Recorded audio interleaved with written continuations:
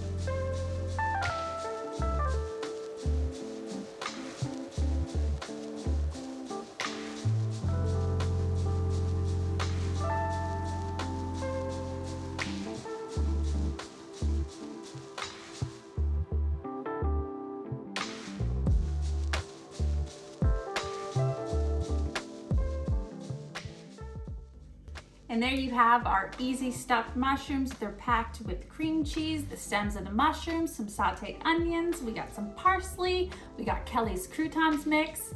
All right, enough talking. Let's give these bad boys a try. Which one do we do? Let's do the big one. Here we go. Super, super juicy, look at that. Really, really good.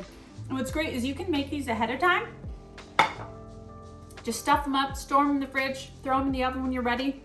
It's that easy. They're super delicious, easy stuffed mushrooms.